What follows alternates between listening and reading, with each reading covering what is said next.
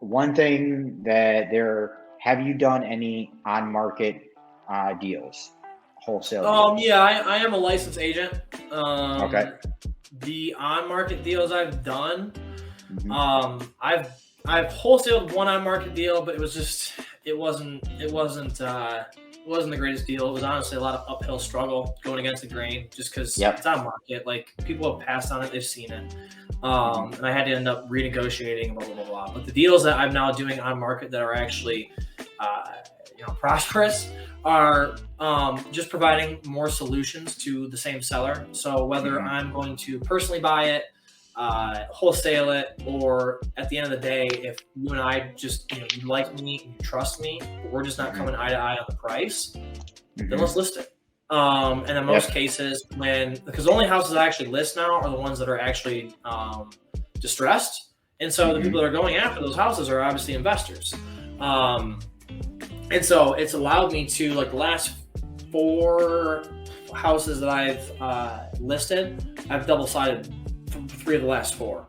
Okay. And I've made probably the same amount that I would, or maybe a little bit more, on a wholesale fee. At what point did you decide to become a realtor? Because I know that you said in the starting point, going from working in the dealership to become a realtor was essentially a glorified salesperson. Yeah, well, I So, did it in a different light. Like, initially, when I was gotcha. thinking about doing the realtor thing, it was just like, okay, cool, I'll become a top producing realtor.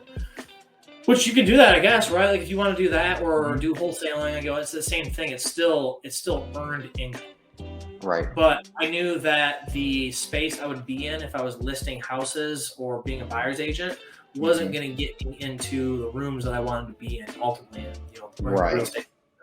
So, really, honestly, the reason I got the license was twofold. One, obviously, with the MLS access that you have is a game changer. But then two, it just literally, I did it to provide more options for myself. So, Gotcha.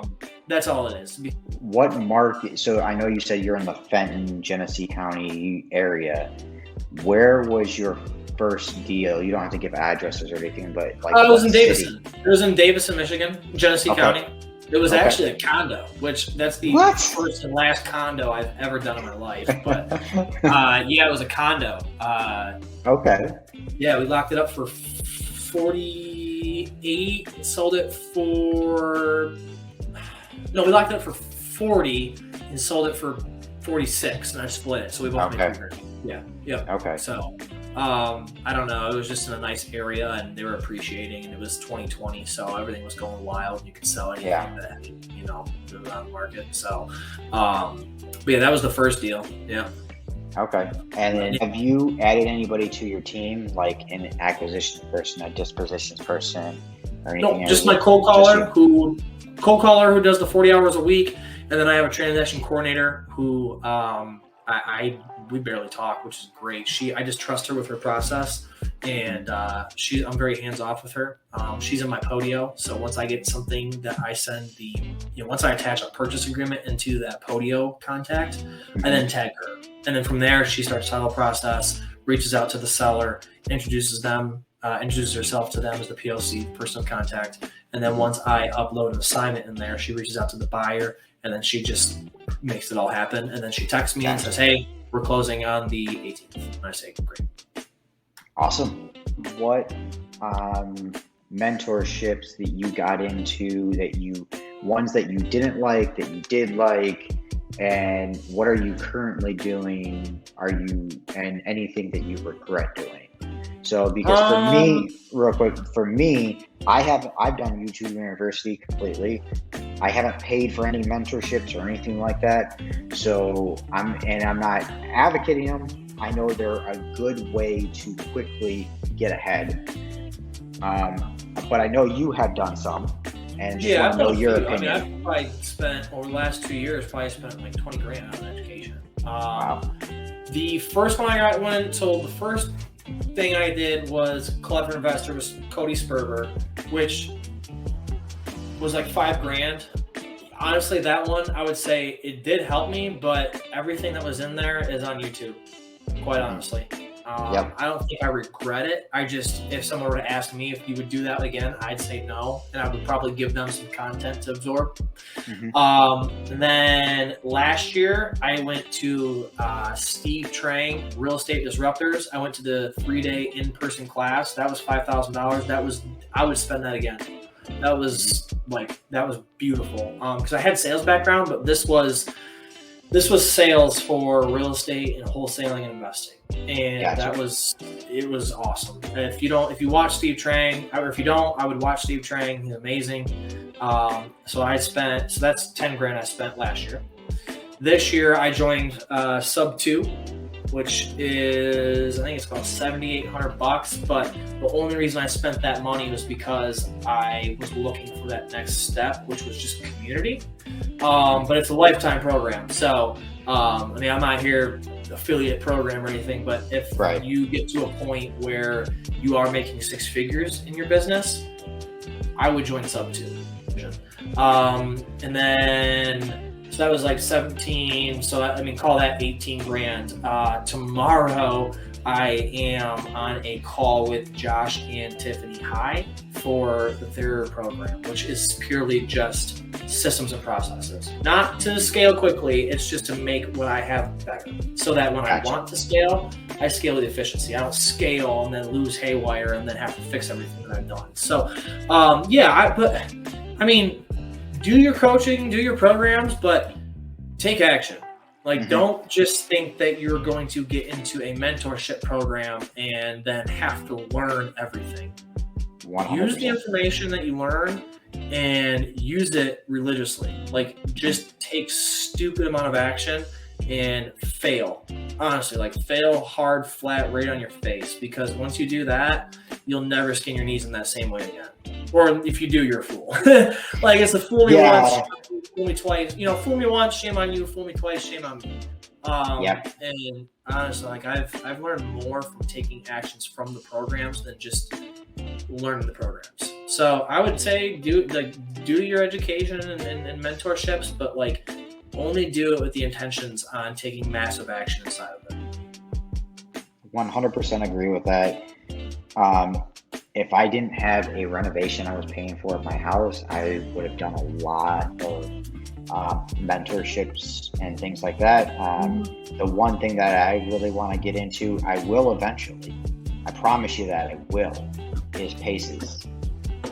Sub 2. Yeah. That is 100%. He actually inspired me to start, or and how I want to run the Facebook group that I'm doing. So I want my Facebook group to be similar, a community where we all come together, whether we're doing deals together, whether we're just helping each other out or anything like that. Keep that negativity out and just help each other out, Yeah, 100%. Every time that I've gotten better, it's just from education and community. So if you get in the right rooms with the right people in that community, and then you learn those things, and then you just take action on it, it's real estate is very simple. It really is. Yes. It's just tough. It's tough, but it's simple. Yep. It's don't overcomplicate things. Just there's no secrets. If you look up somebody and they have what you want, you trust them, just do what they say. Yeah. With a grain of salt, but just do what they say. It's not there's no secret. It's just doing it. Yeah, no, 100% agree with you on that. Brent Daniels, I will say one thing. Yeah, TTP, that's a good one. Yeah, so I will say one thing that's really helped me with cold calling is Brent Daniels' cold call breakdown. Yeah. All his content for the cold call breakdown. And I was able to listen to it and see real people give their objections and come up with solutions. 100%. Yeah, no, I definitely, you are what you consume, so start consuming more. As you're, replace it with music, replace it with TV. If you truly want to do what, do these things. 100%. So, what is your, so for the rest of this year, you're looking to break the 200 or get 200? break the 200? I'm looking to get at or above 200. It's an ambitious goal. I last year did 80. I thought there was no way in hell I would get to 200. So I thought, well, maybe I'll try to do 125. And it's like, why only set that self? Of course I wasn't going to go, oh, I'm going to do $500,000. Like, smart goals, right? Like something that's attainable, measurable, accurate, and time, allowing yourself enough time. And I just figured that if I set 200, it would be something ambitious enough, but yet I could still realistically accomplish. And maybe I don't get there, but I will get damn close if I don't. Right. Now, we're coming up to the end, and so I don't want to take up too much more of your time, but how can people, if people want to work with you, ask you questions or anything like that, how can they get a hold of you? You can get my phone number, or you can hit me up on Facebook, whatever you want to do, but try to make this. So here is this contact info: Carson Whaley, phone number, email. Okay. Oh wow, that's your cell phone number. Okay. And those are the counties that he works in. So feel free to message him. Or do you do JV deals? I do. I guess the only caveat I have is I don't care like what situation you're in. Because the biggest thing I had was like my background. I was a wrestler, and all I did from like age 5 up through college was wrestle. And so at one point, I knew nothing. Then at a point, I was very good at what I did. So a lot of times, it's not so what can you bring to me as value. People are always asking, well, what can I – because I always ask people the same thing, like, well, I don't have anything to offer like as far as value. At first, you won't have any resources to offer somebody. All I ask is if you want help from me, the same way I ask for help from somebody, is just have the intention on taking action.